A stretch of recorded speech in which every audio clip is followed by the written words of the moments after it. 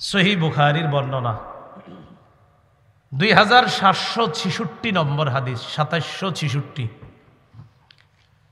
এই হাদিসে রাসূল সাল্লাল্লাহু আলাইহি সাল্লাম 7টি অপরাধের কথা বলছে, যে 7টি অপরাধ আমাদেরকে ধ্বংস করে ছাড়বে। কয়টি অপরাধ? এই 7 অপরাধের কথা জানবো। জানার পর যদি আমাদের মধ্যে অপরাধগুলা কেউ না করি, ভবিষ্যতে করব না, আর কারো মধ্যে এই অপরাধ থাকলে আমরা ছেড়ে দিব। বলেন ইনশাআল্লাহ। ক্বালা রাসূলুল্লাহ সাল্লাল্লাহু আলাইহি ওয়াসাল্লাম ইজতানিবুস সাবআল মুবিকাত। নবী বলেন 7টি ধ্বংসাত্মক অপরাধ থেকে বাঁচো। 7টি অপরাধ এমন যে অপরাধগুলা মানুষকে ধ্বংস করে দেয়। ক্বালু ওয়া মা হুন্না ইয়া রাসূলুল্লাহ, এই 7টি অপরাধ কি আপনার কাছে জানতে চাই। নবীজি বলেন 1 নাম্বার আশ-শিরকু বিল্লাহ, আল্লাহর সাথে শিরক করা। আল্লাহর সাথে শিরক করা। শিরক কি জিনিস সহজে বুঝেন। 30টা রোজা রাখছেন, ঈদের দিন আপনার আপন আব্বার কবর জিয়ারত করতে গেছেন। আপনার জন্মদানকারী পিতা, তার কবর জিয়ারত করতে গেছেন, এটা তো ভালো, অবশ্যই ভালো কবর জিয়ারত।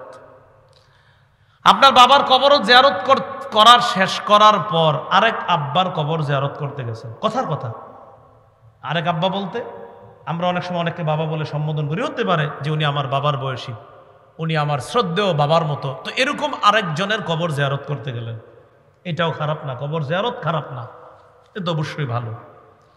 কিন্তু কবর জিয়ারত করতে গিয়ে আশেপাশে তাকাইলেন, তাকায়া দেখলেন কেউ নাই, তখন ছোট্ট করে একটা সিজদা দিছেন কবরে। কি করছেন? কেউ দেখে নাই আপনারে, তো না দেখলে কি হয়েছে? কে দেখছে? আল্লাহ। যিনি আপনার রমজানের 30টা রোজার প্রতিদান দিতেন তিনি দেখে ফেলছে, অতএব শেষ, সব শেষ। সূরা জুমারের 65 নম্বর আয়াতে আল্লাহ বলেন, আয়াতটা একটু মনে রাখবেন, সবাইকে আয়াতের দাওয়াতটা দিয়ে দিবেন। সূরা জুমার 65, সূরা জুমার 65।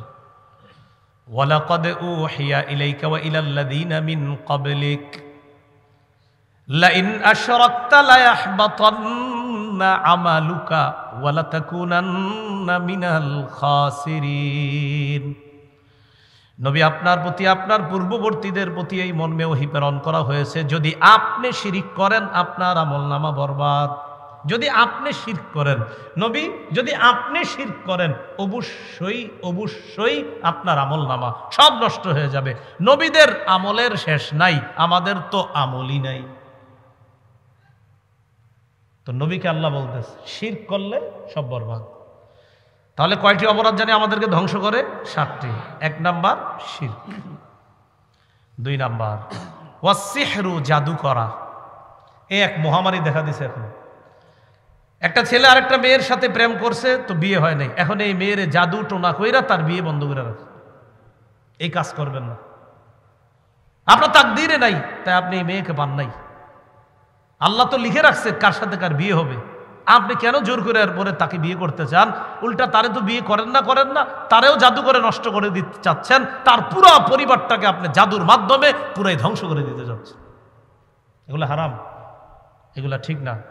যে ঘরে এই সমস্যা আছে, নিয়মিত সূরা বাকারা পড়বেন, নিয়মিত সূরা বাকারা পড়বেন, যদি একটু বড় সূরাটা। তো এরপরও এই জাতীয় ঝামেলা থাকলে, যদি দেখেন কোনো ঘরে জাদু টোনার আশঙ্কা আছে, মেয়েটার বিয়ে হচ্ছে না, আর আপনাদের মনে হচ্ছে কুফুর করছে, জাদু করছে, সূরা বাকারা পড়বেন।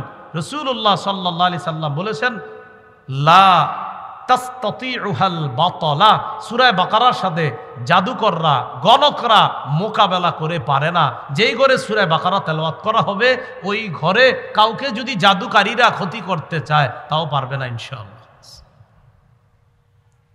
তাহলে 2 নাম্বার জাদু করা। জাদু আমরা কাউকে করব না, আমাদেরকেও যেন কেউ জাদু করতে না পারে, তাই বলেন সবাই তাই। ফজরের পর 3 বার কুল হু আল্লাহ, 3 বার কুল আউযু বিরাব্বিল ফালাক, 3 বার নাস। তাহলে 3টা সূরা কয়বার করে? 3 বার, 9 বার পড়ব। পরে এই যে দেখেন শুধু সামনের দিকে এভাবে, আপনি ফু না দিলেও কিচ্ছু হবে না, বাকি ঘুমের সময় ফু দিবেন। ঘুমের আগে আমলটা যখন করবেন তখন হাতে ফু দিবেন, এইভাবে ফু দিয়ে এই সামনের অংশটা এইভাবে মুছে দিবেন, সামনের অংশ। তাহলে ফজরের পরে 3 বার কুল হু আল্লাহ, 3 বার ফালাক, 3 বার নাস। জোহরের পরে কুল হু আল্লাহ 1 বার, ফালাক 1 বার, নাস 1 বার। আসরের পরে কুল হু আল্লাহ 1 বার, ফালাক 1 বার, নাস 1 বার।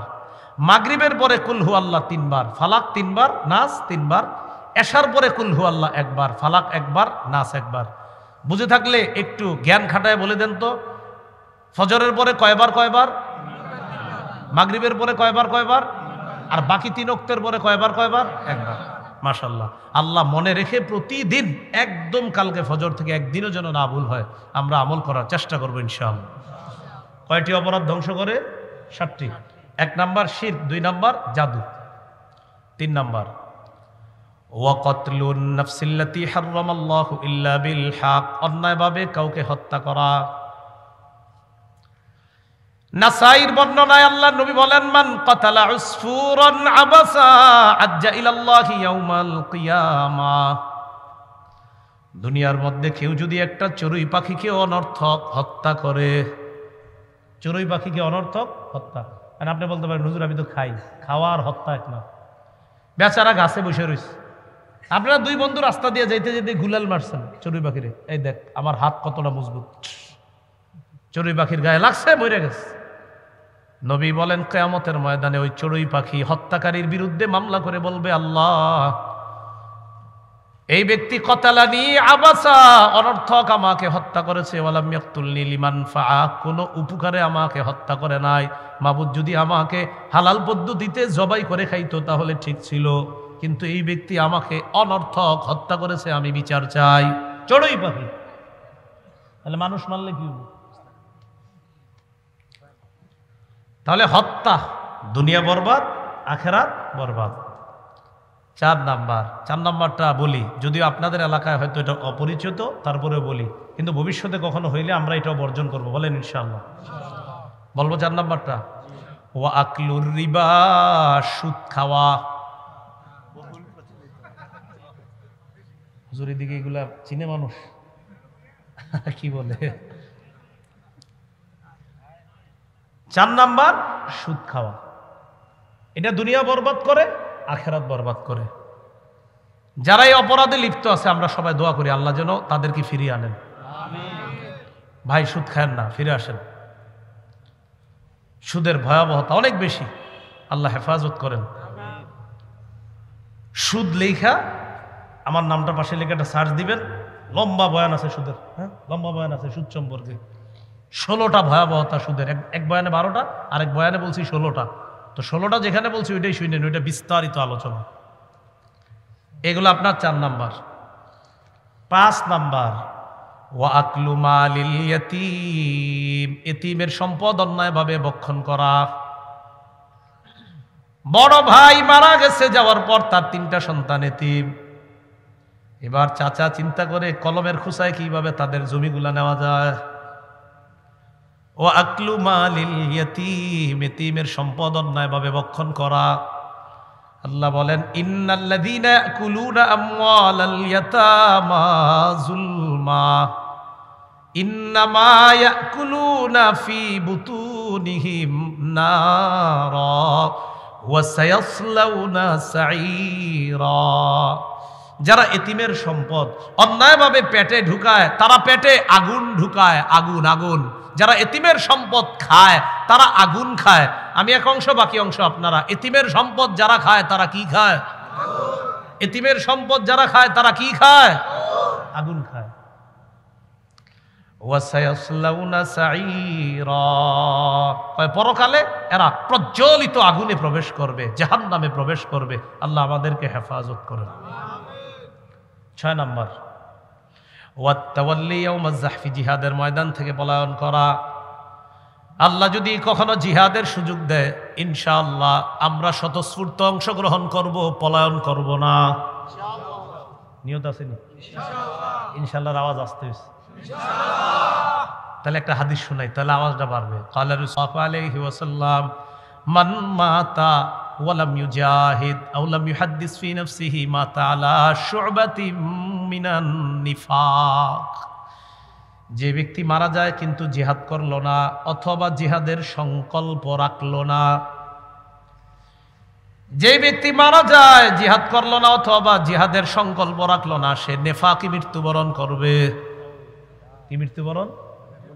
মুনাফিকি মৃত্যুবরণ। জিহাদের নিয়ত থাকতে হবে। জিহাদ মানি, বলেন সবাই জিহাদ মানি সন্ত্রাস নির্মূল করা। বলেন জিহাদ মানি সন্ত্রাস নির্মূল করা। জিহাদ আর সন্ত্রাস সম্পূর্ণ আলাদা। সন্ত্রাস অপবিত্র, জিহাদ পবিত্র। এবার আপনারা বলবেন জিহাদ আর সন্ত্রাস সম্পূর্ণ আলাদা, জিহাদ পবিত্র, সন্ত্রাস অপবিত্র। এই কথাগুলো বেশি বেশি বলে বুঝাতে হবে সবাইকে। তাহলে 6 নাম্বার, জিহাদের ময়দান থেকে পলায়ন করা এটা অপরাধ। 7 নাম্বার, ওয়াকসফুল মুহসানাতিল মুমিনাতিল গাফিলাত, সতীসাদী মুমিন নারীর উপর মিথ্যা অপবাদ দেওয়া। সতীসাদী মুমিন নারীর উপর মিথ্যা অপবাদ। পুকুরের পশ্চিম পারের আব্দুর রহিমের কন্যার বিয়ে ঠিক হয়েছে। তো সাধারণত আমাদের এলাকাগুলার কিছু এলাকা এরকম বদভ্যাস আছে, একজনের মেয়ের বিয়ে ভালো জায়গায় ঠিক হওয়া, পাশের জন সহ্য করে না, যে হ্যাঁ এত ভালো জায়গায় বিয়ে হইব কেন। বর পক্ষের বাবার ফোন নাম্বার নিয়ে ফোন দেয়, মেয়ের সব কিছু জানছেন? কি শুনলাম বিয়ে, হ্যাঁ আগামী শুক্রবারই তো বিয়ে। তো সব জানছেন নি? জি জানছি তো, মেয়ে এই এই পড়াশোনায়। আর কিছু বলে নাই? কয় না। আর অন্য কিছু বলে নাই? কয় না। কোনো সমস্যার কথা বলে নাই? কয় না। তো ঠিক আছে রাখি। হ্যাঁ কিন্তু কিছু কয় না, কারণ সমস্যা তো নাই মেয়ের। এই যে একটা কথা বলে রেখা দিছে, ছেলের বাবার মেজাজ মাথাটা কি হবে এখন আপনারা বলেন? কি ঘটনা, কি কি সমস্যা, কি আসলে কি সমস্যা হইব? এই যে আপনি মুমিন একটা মেয়ের উপর একটা অপবাদ লাগাইয়া দিলেন, তাও অপবাদ সুন্দর মতো দিতে পারেন নাই, শুধু শুধু একটা সন্দেহ ঢুকিয়ে দিলেন। আল্লাহর কাছে জবাব দেওয়ার জন্য রেডি থাকেন। দুনিয়াও নষ্ট করতেছেন, আর দুনিয়াতে আল্লাহ আপনারা ছাড়বে না, মনে রাখবেন, পরকালও বরবাদ। এই 7টি বদভ্যাস অপরাধ থেকে আল্লাহ আমাদের সকলকে বেঁচে থাকার তৌফিক দান করেন। বলেন তো আজকে আমাদের আলোচ্য বিষয় কয় অংশে? 1 পাপ, 2 নাম্বার তওবা। তাহলে পাপের বিষয়ে মোটামুটি জানলাম। এখন কথা হলো পাপ থেকে বাঁচার উপায় কি। প্রথম আলোচনার চেয়ে এটা গুরুত্বপূর্ণ আলোচনা বেশি, দ্বিতীয় অংশটা। পাপ থেকে বাঁচার কি উপায়?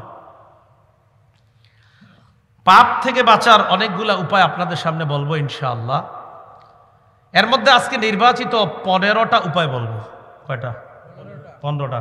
তাহলে মাথাটা এখন আবার ঠান্ডা করেন, সবাই মনোযোগ দিয়ে শুনেন, যেন এদিক সেদিক মাথা না যায়। একটু মনে রাখবেন, বাসায় গিয়ে আরেকজনের দাওয়াত দিবেন। 1 নাম্বার, খাঁটি তওবা করা। কি করা?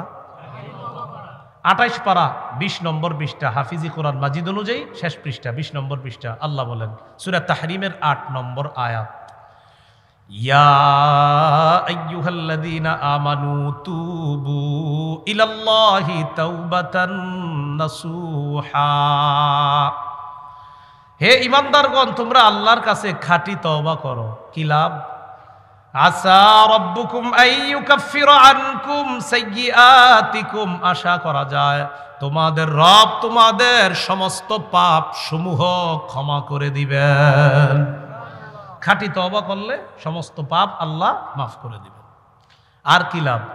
ওয়ায়ুদখিলাকুম জান্নাত, মরণের পর অনন্ত চিরস্থায়ী জায়গা, চিরস্থায়ী বসবাসের জায়গা, জান্নাতের মেহমান বানায়া দিবেন। ওয়ায়ুদখিলাকুম, প্রবেশ করাবেন তোমাদেরকে, জান্নাতিন, চিরস্থায়ী বসবাসের ঠিকানা জান্নাতে। ইবনে মাজাহ হাদিসের কিতাব 4250 নম্বর হাদিস। এই হাদিসের বর্ণনা, ক্বালা রাসূলুল্লাহ সাল্লাল্লাহু আলাইহি ওয়াসাল্লাম, আত-তাইবু মিনাজ যামবি কামান লা যামবালা।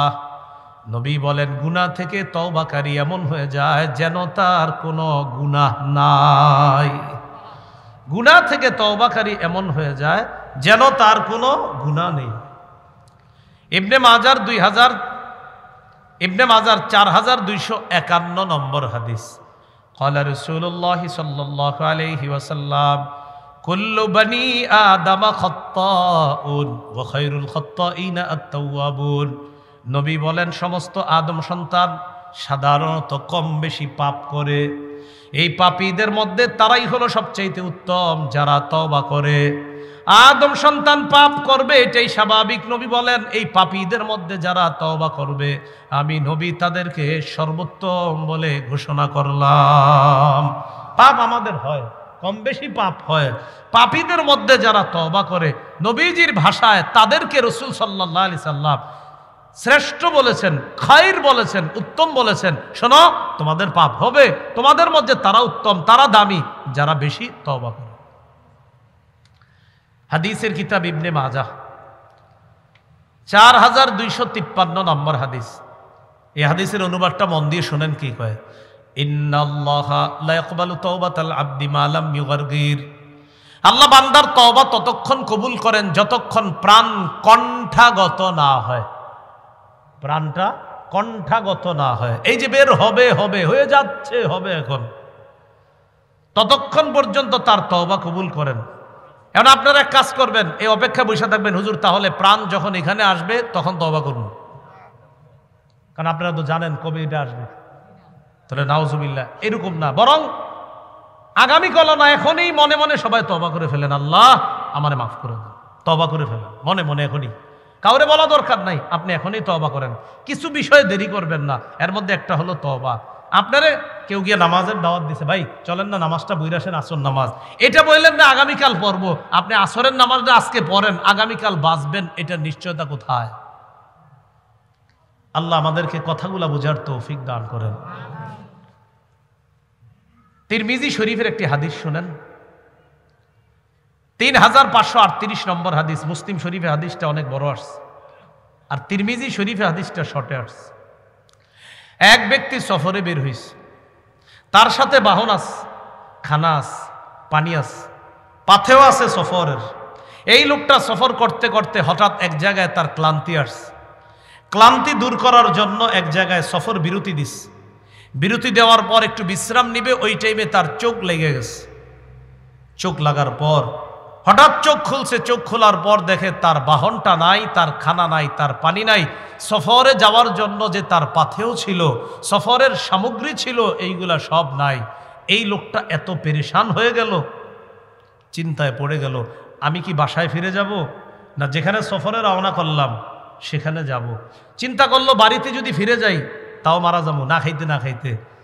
সফর যেখানে রওনা করছি সেখানেও যদি যাই তাও মারা যাবো না খাওয়া, কারণ খানাও নাই, পানিও নাই। একটা মানুষ কতদিন না খায়া আর পানি ছাড়া থাকতে পারে? তো এই ব্যক্তি সিদ্ধান্ত নিল, যাক মরণ যখন হবে এখানেই মরি। তো উনি মরার জন্য ওখানেই আবার বসে গেছে। বসার পর হঠাৎ চোখে ঘুমাইছে পড়ছে, আবার ঘুমাইছে। ঘুম থেকে চোখ খুলছে, হঠাৎ চোখ খোলার পর দেখে তার হারিয়ে যাওয়া বাহন, খানা, পানি, সফরের যে সামগ্রী নিয়ে ওই বাহনটি উপস্থিত হয়ে গেছে। খুশিটা কেমন হবে বলেন? হ্যাঁ, রাসূল হাদিসের মধ্যে বলছে বিশিদ্দাতিল ফারহি। বিশিদ্দাতিল ফারহির অনুবাদ হলো খুশির অতি সহ্যে। আর আমাদের কুমিল্লার বাংলাটা হলো খুশির ঠেলায়। আমরা কি বলি? খুশির ঠেলায়। মানে হাদিসের সুন্দর বাংলা হলো খুশির অতি সহ্যে, আমাদের দেশীয় ভাষা হলো খুশির ঠেলায়। ওই লোকটা আল্লাহরে বলতেছে, আল্লাহুম্মা আনতা আবদি ওয়া আনা রব্বুকা। আল্লাহ তুমি হলো আমার বান্দা, আমি তোমার রব। বুঝছেন নি কিছু?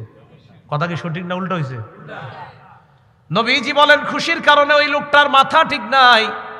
লোকটা কিন্তু মনের কথা বলে নাই, এটা কিন্তু লোকটা মুখ দিয়ে বলছে। তার মনের কথা হলো, আল্লাহ আপনি আমার প্রকৃত রব, আপনি আমার আসলেই রব। এটা হলো তার মনের কথা। আর আমি আপনার গোলাম, এটা হলো মনের কথা। খুশির ঠেলায়, খুশির কারণে বলে, আল্লাহ আপনি আমার গোলাম, আমি আপনার রব। আসলে কিন্তু ওর মাথা ঠিক নাই, এত খুশি। নবীজি বলেন, আল্লাহু আফরাহু বিতাওবাতি আহাদিকুম মিন আহাদিকুম বিদাল্লাতিহি ইযা ওয়াজাদাহা। তোমাদের কেউ হারিয়ে যাওয়া বাহন ফিরে যাওয়ার পর যেই পরিমাণ খুশি হয়, তোমাদের কেউ যদি তওবা করো, ওই তওবার কারণে আল্লাহ পাক রব্বুল আলামিন ওই হারিয়ে যাওয়া বাহন ফিরে পাওয়া ব্যক্তির চাইতে কোটি গুণ বেশি খুশি হয়ে যায়। বেটা এত খুশি হইছে, খুশিতে যে কি বলছে মাথা ঠিক নেই। নবীজি বলেন তোমরা তওবা করলে এর চেয়ে কোটি গুণ বেশি খুশি হয় আল্লাহ। তাহলে তওবা কালকে, আজকে, এখন। সহিহ মুসলিমের বর্ণনা, মুসলিম শরীফের 2759 নম্বর হাদিস, 2759। এই হাদিসের মধ্যে আসছে এখন কি রাত না দিন? আচ্ছা, আল্লাহ যদি বাঁচায় রাখে কালকে ফজরের পর যেটা শুরু হবে এটাকে কি বলা হবে? দিন। আচ্ছা, ক্বালা রাসূলুল্লাহ সাল্লাল্লাহু আলাইহি ওয়াসাল্লাম ইন্নাল্লাহা ইয়াবসুতু ইয়াদাহু বিল্লাইল লিয়াতুবা মুসিউন নাহার ওয়া ইয়াবসুতু ইয়াদাহু বিন-নাহার লিয়াতুবা মুসিউল লাইল। রব রাতের বেলা ক্ষমার হাত বাড়ায় দেয়, দিনের পাপীরা যেন আল্লাহর কাছে তওবা করে। আর দিনের বেলা রব তার ক্ষমার হাত প্রসারিত করে দেয়, রাতের পাপীরা যেন আল্লাহর কাছে তওবা করে। হাদিস দ্বারা বোঝা যায় 24 ঘন্টা আল্লাহ তার ক্ষমার হাত প্রসারিত করে দেয়। আর কেমন যেন বলে, ও বান্দা আমার কাছে ক্ষমা চাও, আমি তোমাকে ক্ষমা করে দিব। তাহলে রব ক্ষমা করে কখন? 24 ঘন্টা। কখন জানেন? আল্লাহর কাছে ক্ষমা চাইলে আল্লাহ খুব খুশি হয়। এই যে বলি আল্লাহ মাফ করেন, আল্লাহ মাফ করেন, আল্লাহ মাফ করেন, আল্লাহ আল্লাহ আল্লাহ মাফ করে দেন, আল্লাহ মাফ করে দেন, বারবার আল্লাহরে বলি, আল্লাহ খুশি হয়। আমারে যদি আপনারা 5 বার ডাক দেন, আরিফ কথা আছে বলেন, আরিফ কথা আছে বলেন, কথা আছে, আরিফে বারবার পেট পেট করেন, বলেন কি বলবেন? তাহলে 5-6 বার বললে রাগ হয়ে যায়। বাবাকে আব্বা, হ্যাঁ বল কি বলবি, আব্বা বল কি বলবি, 5-6 বার বলার পর আব্বা বলে আরে কি বলবি বল। আম্মা জন্মদানকারিনী মাকে বলেন রান্না করতে, আম্মা কথা আছে। বাচ্চাও যদি বাচ্চারা মা কত আদর করে, 5-6 বার আম্মা আম্মা আম্মা আম্মা আম্মা। 7-8 বার যখন বলে কি হয়েছে তোর ক। তাহলে দুনিয়ার মানুষকে একটু বেশি ডাকবেন, স্বভাব হলো মানুষ রাগ করে। হাদিসে আসছে নবী বলেন আল্লাহরে না ডাকলে আল্লাহ রাগ করে। মানুষের কাছে চাইলে মানুষ রাগ করে। ভিক্ষুক এসে ভিক্ষা চায়, স্যার 10টা টাকা দেন, নে। আবার এসে করে স্যার 10টা টাকা দেন, নে। আবার আস, কি রে কতবার দিব, এতবার আসা লাগে? আচ্ছা, তাহলে দুনিয়ার মানুষের স্বভাব যতবার চাইবেন একটু বেশি চাইলে রাগ হয়ে যায়। রসুল বলেন মান লাম ইয়াসআলিল্লাহ ইয়াগদাব, আল্লাহর কাছে না চাইলে আল্লাহ রাগ করে। একটু মিলান না কথাটা, বান্দার কাছে চাইলে বান্দা রাগ করে, রবের কাছে না চাইলে রব রাগ করে। তাহলে বলেন তো রাগ করে না কে? না চাইলে রাগ করে কে? আর চাইলে রাগ করে না কে? বলেন তো কে এমন যাকে যত ডাকি তিনি রাগ করে না? আবার বলেন লাখ কোটি বারও যদি একজনকে ডাকি তিনি রাগ করে না, তিনি কে? অতএব যত বেশি পারা যায় কাকে ডাকা? আল্লাহ। মাশাআল্লাহ, তো বুঝছেন। আল্লাহ মাফ করেন, আল্লাহ মাফ করেন, আল্লাহ মাফ করেন, আল্লাহ মাফ করেন। ভাই কথাগুলো বুঝছেন? তাহলে যত বেশি আল্লাহর কাছে তওবা করা। তাহলে বলেন তো গুনাহ মাফের কয়টা উপায় বলবো আপনাদের সামনে? 1 নাম্বার কি গেল? তওবা। তওবার শর্ত কি? শর্তগুলো একটু মনে রেখেন, কাজে লাগবে। মুহাদ্দিসিনে কেরাম তওবার 3টা শর্ত লেখছে, ফকিগণ আরেকটা অ্যাড করছে। তাহলে মোট কয়টা হলো? 4টা। প্রথম 3টা শোনেন। 1 নাম্বার, পূর্বে যে গুনাহ করছেন এটার জন্য অনুতপ্ত হওয়া, প্রথম শর্ত। ইবনে মাজার 4252 নাম্বার হাদিসে আসছে আন-নাদামু আত-তাওবা, আন-নাদামু আত-তাওবা, অনুতপ্ত হওয়াটাই তওবা। চলেন মনে মনে কয়েক সেকেন্ডে সবাই অনুতপ্ত হয়ে যায় আগের গুনাহের জন্য। মনে মনে অনুতপ্ত হলেই হবে, আল্লাহ আমি যে আগের ওই গুনাহটা আমি অনুতপ্ত। রাসূল বলেন অনুতপ্ত হওয়াটাই তওবা। তাহলে আগের গুনার জন্য অনুতপ্ত হওয়া। 2, আগের গুনাহটা ছেড়ে দিলাম আজকে থেকে। যান আম্মা আপনি তো এত রাগ করেন, এই গুনাহ আমি বারবার করি, আম্মা ঠিক আছে আপনারা সাক্ষী রাখলাম ইনশাল্লাহ আর করবো না, কথার কথা। এরকম আমরা বলি অনেক সময়। তাহলে 1 নাম্বার অনুতপ্ত হওয়া, 2 নাম্বার ছেড়ে দিলাম। মানুষকে বলা দরকার নাই, রবকে বলবেন আল্লাহ আপনি গুনাহ করলে এরকম অনেক পানিশমেন্টের কথা আছে, আল্লাহ ঠিক আছে আজকে থেকে ছেড়ে দিলাম, আল্লাহরে বললেন। 3 নাম্বার, রব আমি অঙ্গীকার করতেছি ভবিষ্যতে গুনাহটা আর করবো না। তাহলে 3টা, রব আগের গুনাহের জন্য আমি অনুতপ্ত হলাম। 2, রব আমি আগের গুনাহ ছেড়ে দিলাম। 3, রব আমি অঙ্গীকার করতেছি ভবিষ্যতে গুনাহটা আর করবো না। কয়টি শর্ত? 3টি। অনুতপ্ত হওয়া, ছেড়ে দেওয়া, ভবিষ্যতে না করা। অনুতপ্ত হওয়া, গুনাহ ছেড়ে দেওয়া, ভবিষ্যতে না করা। ফকিগণ আরেকটা বলছে চতুর্থ, সেটা হলো বান্দার হক মেরে থাকলে বান্দার কাছ থেকে ক্ষমা চেয়ে নেওয়া, কারণ এটা আল্লাহ মাফ করবে না। প্রথম তিনটা হলো আল্লাহর হকের সাথে সম্পর্ক, শেষেরটা হলো বান্দার হকের সাথে। বান্দার হক নষ্ট করছেন, এটা আপনি যতই সেজদায় পড়ে থাকেন আল্লাহ মাফ করবে না, এটা বান্দার কাছ থেকে মাফ চেয়ে নিতে হবে। আল্লাহ আমাদের সকলকে আজকেই খাঁটি তওবা করে আমাদের জীবনটা নতুনভাবে যেন আমরা আবার শুরু করতে পারি, আল্লাহ তৌফিক দান করেন। গুনাহ থেকে বিরত থাকার দ্বিতীয় উপায় একটু আমার সাথে বলেন, বলেন বেশি বেশি ইস্তেগফার পড়া। সবাই কিছুক্ষণ ইস্তেগফার পড়ি। আস্তাগফিরুল্লাহ, আস্তাগফিরুল্লাহ, আস্তাগফিরুল্লাহ। আল্লাহ বলেন ইস্তাগফিরু রাব্বাকুম ইন্নাহু কানা গাফফারা। ইস্তেগফার যত বেশি পড়বা আল্লাহ তাকে তত বেশি ক্ষমা করবে। ইউরসিলিস সামাআ আলাইকুম মিদরারা। ইস্তেগফার যত বেশি পড়বা আসমান থেকে মুষলধারে বৃষ্টি নে রহমত আল্লাহ নাজিল করবেন। যদিও আজকের এই এলাকাবাসী চাইছে হুজুর অন্তত বৃষ্টিটা আজকে না হোক,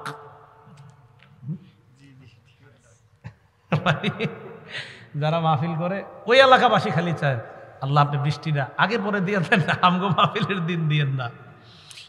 তো যাই হোক, ইস্তেগফার পড়লে 2 নাম্বার মুষলধারে বৃষ্টির ন্যায় রহমত আল্লাহ নাজিল করেন। 3 নাম্বার ওয়ায়ুমদিদকুম বিআমওয়াল। আল্লাহ বলেন যত বেশি ইস্তেগফার পাঠ করবা আমি তত বেশি সম্পদ দিয়ে সাহায্য করার ওয়াদা করলাম। 4 নাম্বার ওয়াবানিনা। সন্তান নাই, তন্ত্র মন্ত্রের কাছে না গিয়ে আমার কাছে ইস্তেগফার পাঠ করো। মাবুদ আমার সন্তান হয় না, এই জন্য আমিও ইস্তেগফার পাঠ করি, আমার বিবিও ইস্তেগফার পাঠ করে।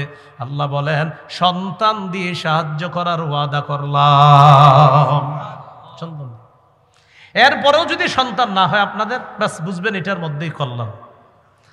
জান্নাতে যদি যান স্বামী স্ত্রী সন্তান হয় নাই, আপনাদের জান্নাতে গিয়ে যদি মন চায় আমাদের সন্তান হবে, সেখানে সন্তান হবে। হ্যাঁ, তিরমিজির বর্ণনা আসছে, নবীজি বলেন জান্নাতের মধ্যে ইজাস্তাহাল ওয়ালাদা, কোন ব্যক্তি যদি চায় বাবু আমার একটা সন্তান দরকার, কানা ওয়াদউহু, দেখেন কানা হামলুহু ওয়া ওয়াদউহু ওয়া সিন্নুহু ফি সাআতিন ওয়াহিদা। তার বিবি নগদ গর্ভবতী হবে, নগদ তার বিবির সন্তান হবে, নগদ তার বিবির ওই সন্তানটা বড় হয়ে যাবে। আসসালামু আলাইকুম, আব্বা কেমন আছেন? সাথে সাথে জান্নাতে আসসালামু আলাইকুম, এটা হাদিসে নেই, এটা আমি বললাম আর কি। সাথে সাথে তার বিবি গর্ভবতী হবে, সাথে সাথে সন্তান হবে, সাথে সাথে সন্তান বড় হয়ে যাবে। তিরমিজির বর্ণনা। তাহলে হ্যাঁ অবশ্যই মাশাআল্লাহ, আল্লাহ যা চায় এটাই, ওই উনি সুন্দর কথা বলছে, কোরআনে আছে ফিহা মা তাশতাহি আনফুসুকুম, যা চায় সেটাই হবে। তো এই জন্য এই কথা শোনার পর আপনার ওই এক জায়গায় আর কি আমার একজনে বলে ফেলছিল হুজুর সন্তান হবে কিনা, ঘটনাচক্রে আমি হ্যাঁ সন্তানও তো হবে। তা আপনাদের এর মনে বললো সন্তান হবে, আমি হ্যাঁ তিরমিজির হাদিসে আছে নবী বলছে সন্তান চাইলে সন্তানও হবে। তাহলে আমাদের আলোচনা চলতেছে ইস্তেগফার 2 নাম্বার গুনাহ মাফের উপায়। তো ইস্তেগফারের 1 নাম্বার উপকার, যত বেশি ইস্তেগফার পড়বেন গুনাহ ঝরতে থাকবে। আমরা যে আজকে 4 বার 5 বার বললাম, বিশ্বাস করেন প্রতিবারে আল্লাহ আমাদের গুনাহ মাফ করছে, গুনাহ মাফ করছে। আপনাদেরকে একটা বুদ্ধি শিখাই। বাজারে গেছে তো রাত অনেক হয়ে গেছে, প্রায় 1টা বাজে গেছে কথার কথা, বা কোনো জায়গায় মাহফিলে গেছেন 1টা বাজে গেছে। ঘটনাচক্রে আপনি এমন এলাকায় যাবেন মাহফিল থেকে, যে এলাকার থেকে বেশি মানুষ মাহফিলে আসেনি, তো হঠাৎ দেখেন কি আপনি একা যাইতে হবে। 1.5 কিলো রাস্তা আছে এখনো আপনার বাড়ি পর্যন্ত, কোনো গাড়ি পাচ্ছেন না, অটো পাচ্ছেন না। এই মুহূর্তে কি করবেন বলেন তো? হাইটা যাবেন? বলেন পা ঝাড়ু দিয়ে, কি দিয়ে যেতে? পা ঝাড়ু দিয়ে যেতে হবে, পা ঝাড়ু না, পা ঝাড়ু দিয়ে যেতে হবে। এখন এই যে পা ঝাড়ু দিয়ে যাবেন, সেটার জন্য শক্তি খরচ হয়। হ্যাঁ, হাঁটতে কি শক্তি খরচ হয় না? এক বুদ্ধি করবেন, আল্লাহ আপনি কোরআনে বলছেন ইস্তেগফার বললে শক্তি বাড়ে, যেহেতু আমি বাড়িতে যাইতে 1.5 কিলো রাস্তা হাঁটতে হবে, প্রথমে 10 বার 20 বার 50 বার যতবার পারেন ইস্তেগফার পড়বেন এই নিয়তে। আল্লাহ কোরআনে আপনি এক জাতিকে বলছেন ইস্তেগফার পাঠ করো, ইয়াজিদকুম কুওয়াতান ইলা কুওয়াতিকুম, ইস্তেগফার পড়ো, আমি তোমাদের বর্তমান শরীরে যে শক্তি, এই শক্তির সাথে আরো শক্তি অ্যাড করে দিব। আল্লাহ আপনি কোরআনে বলছেন শক্তি বাড়ে ইস্তেগফারে, আমি ইস্তেগফার বললাম, এই যে হাঁটবো আমার শক্তি খরচ হবে, আপনি শক্তি অ্যাড করে দেন। ভাই কোরআনে বলছে ইস্তেগফার বললে শক্তি বাড়ে, তো কেন আমি আপনি বলবো না? মা বোনরা কাপড় ধুইতেছে, কাপড় ধুইতেছে, শক্তি খরচ হয়নি? বুদ্ধি দিয়ে দেন যে শক্তি খরচ হবে, তুমি কি করবা, খাটের উপরে গিয়ে হয়তো কি করে মা বোনরা যে ওহ ক্লান্ত হয়ে গেছে, এরা কি করে খাটের উপরে হয়তো আপনার যাওয়ার পরে রিমোটটা হাতে নিয়ে হয়তো কিছু করে, কথার কথা। তা আপনি বলবেন না রিমোট হাতে নিও নাই, শক্তি খরচ হয়েছে, এবার খাটের উপরে বসছো, ফ্যান ছাড়ছো, আস্তে ধীরে কয়েকবার ইস্তেগফার পাঠ করো, যেই শক্তি খরচ হয়েছে এটার ঘাটতি আল্লাহ পূরণ করে দেবেন। কোরআনে আল্লাহ বলে দিচ্ছে। এরপরে আমরা না শক্তি সঞ্চয় করতে চাই না। তাহলে ইস্তেগফারে গুনাহ মাফ হয়, ইস্তেগফারে সম্পদ বাড়ে, ইস্তেগফারে রহমতের বৃষ্টি আসে, ইস্তেগফারে শক্তি বাড়ে, ইস্তেগফারে আল্লাহ বলেন ওয়া জাআলনাকুম জান্নাত, ও কৃষকরা তোমরা কোথায়, বাগান দরকার, উদ্যান দরকার, আমের বাগান করবা, ফলের বাগান করবা, ইস্তেগফার পড়ো। এক জাতিকে আল্লাহ ওয়াদা করছে আমি তোমাদেরকে দুনিয়াতে ফল মূলের বাগান উদ্যান দেওয়ার ওয়াদা করলাম। পড়বো নি? তাহলে একটু আবার মহব্বতের সাথে বলি, এবার যার যার নিয়ত আছে ওই নিয়তে পড়া শুরু করেন। আস্তাগফিরুল্লাহ, আস্তাগফিরুল্লাহ। আল্লাহ আমাদেরকে বেশি বেশি আমল করার তৌফিক দান করেন। গুনাহ মাফের ৩ নাম্বার উপায়, এটা আমার সাথে বলতে হবে, বলেন। ক্ষমার আশায় আল্লাহর কাছে বারবার ক্ষমা চাওয়া। আল্লাহ বলে, বলেন আল্লাহ বলে, বান্দা ক্ষমার আশায় যতবার ক্ষমা চাও ততবার আমি মাফ করে দিই। বলেন এতে আমি আল্লাহ কারো পরোয়া করি না। তিরমিজির বর্ণনা 3540 নম্বর হাদিস, হাদিসে কুদসির মধ্যে আল্লাহ বলেন, ইয়া আদম ইন্নাকা মা দাউতানি ওয়া রাজাউতানি গফারতু লাকা আলা মা কানা ফিকা ওয়ালা উবালি। হে আদম সন্তান, ক্ষমার আশায় তুমি আমাকে যতক্ষণ ডাকবা আমি ততক্ষণ তোমাকে ক্ষমা করতেই থাকবো, এতে আমি আল্লাহ কারো পরোয়া করি না। তাহলে কিসের আশায় আল্লাহকে আজকে থেকে ডাকবো? আল্লাহ মাফ করেন, আল্লাহ মাফ করেন, আল্লাহুম্মা গফিরলি, আল্লাহুম্মা গফিরলি, আল্লাহুম্মা গফিরলি, আল্লাহুম্মা গফিরলি। অথবা কোরআনের ওই দোয়াটা পড়তে পারেন, রব্বি গফির ওয়ারহাম, রব্বি গফির ওয়ারহাম ওয়া আনতা খায়রুর রাহিমিন, রব্বি গফির ওয়ারহাম ওয়া আনতা খায়রুর রাহিমিন। 18 পারা 8 নম্বর পৃষ্ঠা, সূরা মুমিনুনের একদম শেষ আয়াতটা হাফিজি কোরআন মাজিদে দেখে নেবেন, আজকে বাসায় গিয়ে দোয়াটা শিখবেন। রব্বি গফির ওয়ারহাম ওয়া আনতা খায়রুর রাহিমিন। রব আমাকে মাফ করেন, অরহাম আমারে দয়া করেন, আপনি তো শ্রেষ্ঠ দয়ালু। আল্লাহ শিখিয়ে দিচ্ছে। সুবহানাল্লাহ। কিসের আশায় রবকে ডাকবো? ক্ষমার আশা। এগুলো 3 নাম্বার। 4 নাম্বার গুনাহ মাফের উপায়, রাসূলুল্লাহ সাল্লাল্লাহু আলাইহি সাল্লামের আনুগত্য করা। তো এই যুগে নবীর আনুগত্য করা মানে রাসূলের সুন্নতের আনুগত্য করা, অনুসরণ করা। সূরা আলী ইমরানের 31 নম্বর আয়াতে আল্লাহ বলেন, কুল ইন কুনতুম তুহিব্বুনাল্লাহ ফাত্তাবিউনি ইউহিব্বুকুমুল্লাহ ওয়া ইয়াগফির লাকুম যুনুবাকুম। নবী আপনি বলেন, যদি তোমরা আল্লাহকে ভালোবাসো তাহলে আমার অনুসরণ করো। উপকার কি? আল্লাহ তোমাদেরকে ভালোবাসবেন, তোমাদের গুনাহগুলা মাফ করে দিবেন। আমরা যদি সুন্নতের অনুসরণ করি আল্লাহ আমাদেরকে ভালোবাসবে, আল্লাহ আমাদের গুনাহগুলা মাফ করে দেবে। গুনাহ মাফের 5 নাম্বার উপায়। এই উপায়টা জানার পর মানে একটু শিখে আমরা আমলটা কারা কারা করবো হাত তুলে দিয়ে অঙ্গীকার করতে হবে, সহজ একদম, বাকি শিখতে হবে। ওলামা হজরতদের শিখার আছে, অন্যরা আপনারা শিখে নেবেন। ওলামা হজরতরা এটা সহজে শিখে ফেলছে। বলেন আজান দেওয়া। আজান দেওয়া তো বিশুদ্ধভাবে সব আলেমরা পারে। যাদের আজান শুদ্ধ নাই তারা বিশুদ্ধভাবে আজানটা শিখা এই এলাকার কোনো মসজিদে গিয়ে চান্স দিবেন, মুয়াজ্জিন সাহেবের গিয়ে বলবেন আজকে আমার একটু চান্স দেন। কেন? আল্লাহ রাসূল হাদিসে বলছে আজানের আওয়াজ যতটুকু যায় অতটুকু মাফ করে দেওয়া হয়। আবু দাউদের 515 নম্বর হাদিস, রাসূলুল্লাহ সাল্লাল্লাহু আলাইহি সাল্লাম বলেন, আল মুআজ্জিনু ইউগফারু লাহু মাদা সাউতিহি, মুয়াজ্জিনের আজানের আওয়াজ যেই পরিমাণ যায় এই পর্যন্ত তাকে ক্ষমা করে দেওয়া হয়। ওয়া ইয়াশহাদু লাহু কুল্লু রাতবিন ওয়া ইয়াবিস, মুয়াজ্জিনের আওয়াজ যতটুকু যায় এই জায়গার মধ্যে যত শুষ্ক ভিজা যা কিছু আছে কিয়ামতের মাঠে সব কিছু মুয়াজ্জিনের পক্ষে আল্লাহর কাছে সাক্ষী দিবে। আজান শিখবেন নি? না আপনার আজান দেন না, কয় কি করো তুমি? তো উনিও লজ্জা করে আমি মুয়াজ্জিনি করি, মানে মুয়াজ্জিনি এটা লজ্জা। নাউজুবিল্লাহ। দেখছেন নি হুজুর? আমি এক মসজিদের মুয়াজ্জিন। তো মুয়াজ্জিন মানে আপনি তো গর্বের সাথে বলবেন মুয়াজ্জিন। আল্লাহ কোরআনে বলছে ওমান আহসানু কাওলাম মিম্মান দাআ ইলাল্লাহ, ওই ব্যক্তির চেয়ে উত্তম কথা আর কার যে মানুষকে আল্লাহর দিকে ডাকে। এই উত্তম কথা আর কার এর দ্বারা এক নম্বর উদ্দেশ্য মুহাম্মদ সাল্লাল্লাহু আলাইহি সাল্লাম। আম্মা জান আয়েশা সিদ্দিকা বলেন আয়াতের 2 নম্বর উদ্দেশ্য পৃথিবীর সমস্ত মুয়াজ্জিন। মেয়ে কার কাছে বিয়ে দিয়েছেন? তো কয় না যে ছেলে মুয়াজ্জিন। গর্বের সাথে বলবেন মুয়াজ্জিন, গর্বের সাথে, সত্যি বলছি গর্বের সাথে বলবেন। এই গেল 5 নম্বর। এই জন্য মুয়াজ্জিন যারা আছে মসজিদের এদেরকে সম্মান করেন।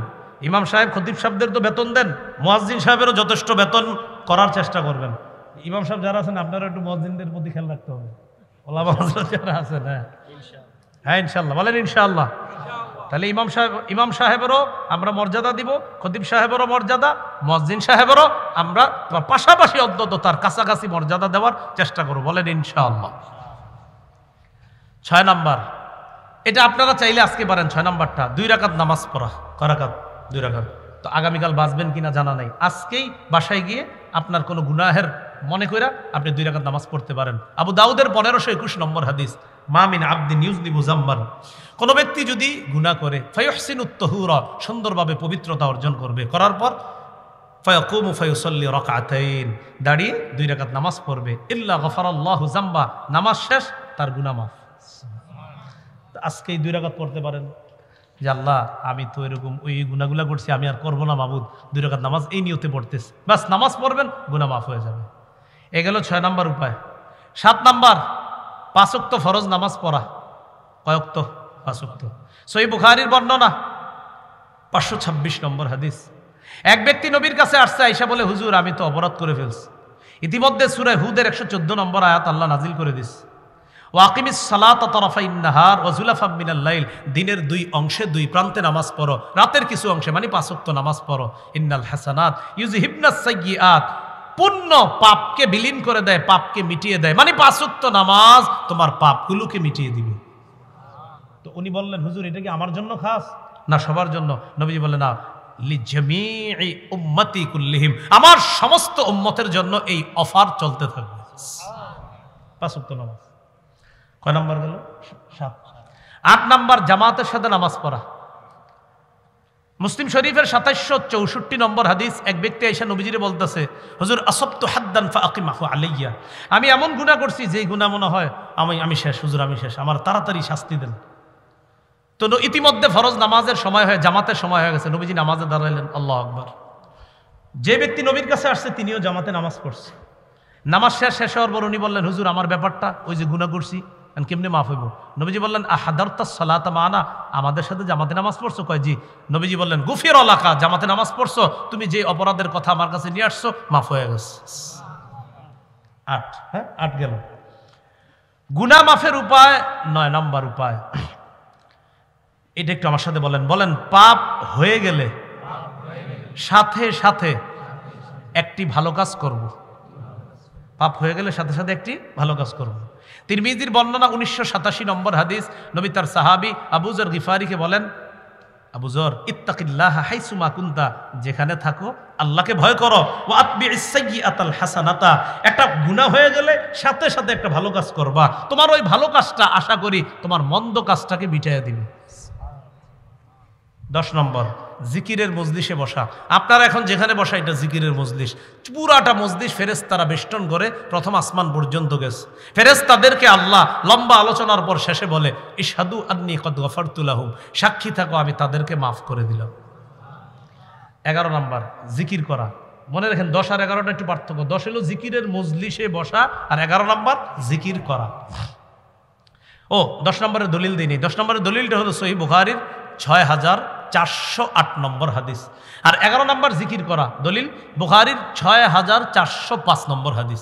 এই হাদিসের মধ্যে আসছে রাসূল সাল্লাল্লাহু আলাইহি সাল্লাম বলেন, মান সাব্বাহাল্লাহ, কোন ব্যক্তি যদি তাসবিহ পাঠ করে, অথবা মান ক্বালা ফিল ইয়াউমি সুবহানাল্লাহি ওয়া বিহামদিহি মিআতা মাররা, একটু পড়েন সুবহানাল্লাহ, সুবহানাল্লাহি ওয়া বিহামদিহি, আল্লাহি ওয়া বিহামদিহি,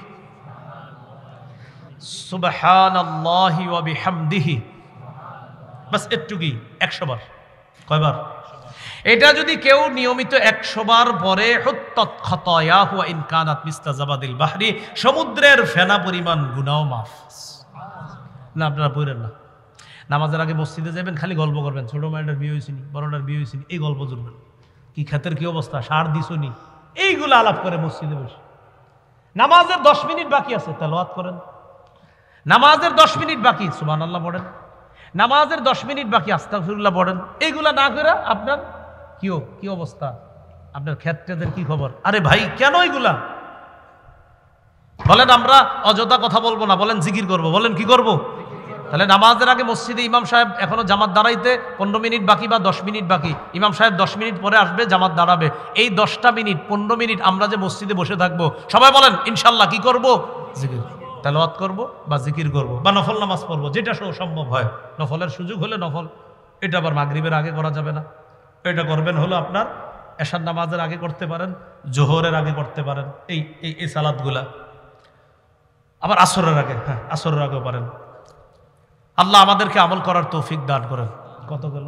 11। 12 নাম্বার, এটা গুরুত্বপূর্ণ। 12 নাম্বারটা বলেন হিম্মত করা। এটা আমার দিকে তাকান, হিম্মত কি? করবো না, না না না আমি করবো না, না আমি করবো না, না আমি করবোই না, এটা হিম্মত। আমি করবোই না, হিম্মত। হিম্মত কারে বলে? হুজুর একটু যাবেন, যেমন এই যে মাইক চালায় যারা, সাউন্ড বক্স, সাউন্ড বক্স, এরা হিম্মত করে যদি এরকম যে না আমরা এই বক্স কোনো গানের অনুষ্ঠানে ভাড়া দিব না, কথার কথা। যদি হিম্মত করে যে গানের অনুষ্ঠানে আমরা ভাড়া দিব না, আর এরকম হিম্মত করলে আমরা সবাই দোয়াও করবো আল্লাহ যেন হালাল ভাবে এই ব্যবসা দিয়ে তারে ধনী বানায় দেয়। কি আমরা দোয়া করবো না ইনশাল্লাহ? শর্ত কোন গুনাহের অনুষ্ঠানে এগুলা কি দিবে না, ভাড়া দিবে না। কথার কথা যদি হিম্মত করে,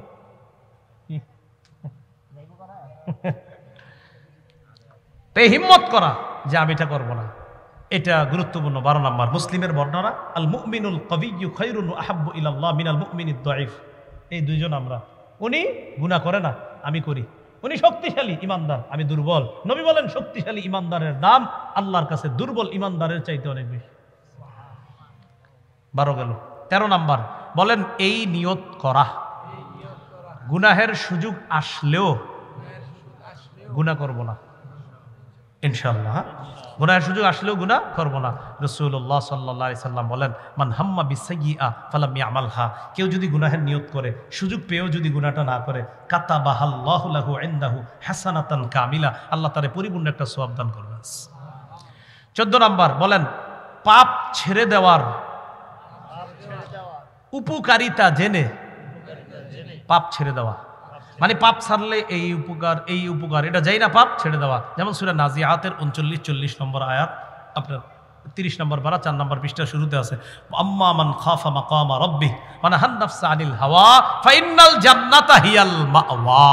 যে ব্যক্তি রবের সামনে দাঁড়ানোর ভয় করে আর এই ভয়ে সে কুপ্রবৃত্তি থেকে নিজেরে বাঁচায়, গুনাহ ছেড়ে দেয়, তার ঠিকানা তো জান্নাত। 15 নম্বর আজকের সর্বশেষ কথা, বলেন গুনাহের ভয়াবহতা জেনে, পাপের ভয়াবহতা জেনে পাপ ছেড়ে দেওয়া। তাই 14-15টা একটু মুখস্থ রাখবেন, পারলে এটা লেখা অন্যদেরকে পৌঁছায় দিবেন যে পাপ ছাড়ার উপকারিতা জেনে পাপ ছেড়ে দাও, পাপ করার ভয়াবহতা জেনে পাপ ছেড়ে দাও, পাপ ছাড়ার উপকারিতা জেনে পাপ ছেড়ে দাও, পাপ করার ভয়াবহতা জেনে পাপ ছেড়ে দাও। পাপ করার ভয়াবহতা এটা সূরা হাসরে আছে, ওয়াল্লাহুল্লাযী, ওই আয়াতটার একদম আগে দেখবেন সূরা হাসরের 19 নম্বর আয়াত, ইত্তাকুল্লাহ ওয়াল তানজুর নাফসুম মা কদ্দামাত লিগাদ ওয়াত্তাকুল্লাহ। এই আল্লাহকে ভয় করো, আগামীকালকের জন্য কি পাঠাইছো একটু চিন্তা করো। আগামীকাল মানে ওই যে মরে যাবা, মরে যাওয়াটাই আগামীকাল, তখন ওই আগামীকালের জন্য কি পাঠাইলা সেটা কিন্তু একটু চিন্তা করবা। তাহলে আপনার টেনশনে আনা আমি কি ভালো করছি না পাপ করছি, সর্বনাশ যদি পাপ করি তো ভয়াবহ অবস্থা হবে আমার। তাহলে 14-15 নাম্বারটা আমরা বন্ধুদের কাছে ওইটা বলে দিব, শোনো বন্ধু, পাপ ছাড়ার উপকারিতা জেনে পাপ ছেড়ে দাও, পাপ করার ভয়াবহতা জেনে পাপ ছেড়ে দাও। আল্লাহ আমাদের সকলকে, প্রথম অংশে জানলাম কিছু পাপের কথা, দ্বিতীয় অংশে জানলাম পাপ ছাড়ার উপায় কিভাবে। আল্লাহ আমাদেরকে টোটাল আলোচনাটার উপর আমরা সবাই যেন পাপ মুক্ত জীবন যাপন করে কবরে গিয়ে আল্লাহর জান্নাতে সবার সাথে যেন আবার দেখা করতে পারি। আল্লাহ তৌফিক দান করেন।